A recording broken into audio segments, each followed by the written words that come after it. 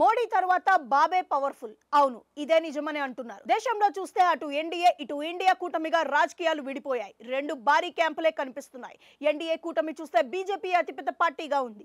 ఆ తర్వాత చూస్తే తెలుగుదేశం తప్ప మరో పార్టీ కనిపించడం లేదు అని అంటున్నారు. బీహార్లో జేడీయూ ఉన్నా కూడా నితీష్ కుమార్ పొలిటికల్ గ్లామర్ గా పడిపోయిందని, ఆయన బీహార్లో పూర్తి వ్యతిరేకను ఎదుర్కొంటున్నారు అని అంటున్నారు. ఆయన తన పదవీ కాలంలో చిన్న పిల్లలాటగా అటు ఇటు కూటములను మారుస్తూ పోతూ అధికారంలో ఉంటున్నారు అన్నది ప్రజల్లో ఏర్పడిన వ్యతిరేకత భావన.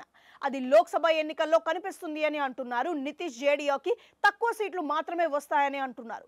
అదే ఏపీలో టీడీపీ కూటమికి 17 నుంచి 20 దాకా ఎంపీ సీట్లు అన్ని సర్వేలు చెబుతున్నాయి. ఇందులో టీడీపీ వాటా 14 నుంచి 15 దాకా ఉండవచ్చు అని అంటున్నారు. ఈ బిగ్ నెంబర్ తో ఎన్డీఏలో మోడీ తర్వాత చంద్రబాబు కీలకం అవుతారని అంటున్నారు.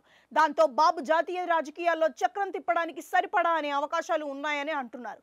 బీజేపీకి ఏ మాత్రం సీట్లు తగ్గినా బాబు పాత్ర అత్యంత కీలకం అవుతుందని అంటున్నారు.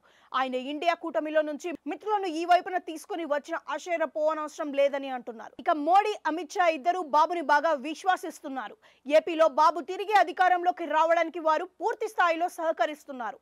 ఏపీలో బాబు పవర్ లో ఉంటే తమకే ఎంతో మేలు అన్నది బీజేపీ పెద్దలు గ్రహించారు అని అంటున్నారు. ఈ పరిణామాలు చూస్తుంటే మళ్ళీ 1996 నాటి పరిస్థితులే ఢిల్లీలో చోటు చేసుకోబోతున్నాయి అన్న చర్చ కూడా సాగుతుంది. రెండు జాతీయ పార్టీలకు అనుకున్న స్థాయిలో సీట్లు రాకపోతే ప్రాంతీయ పార్టీల రాజకీయం మొదలవుతుందా అన్న చర్చ కూడా సాగుతుంది. ఆనాడు ప్రాంతీయ పార్టీలను ముందు పెట్టి యునైటెడ్ ఫ్రంట్ అన్న దానిని బాబు శ్రీకారం చుట్టారు. ఇద్దరు ప్రధానులను కూడా ఆయన అలా చేశారు.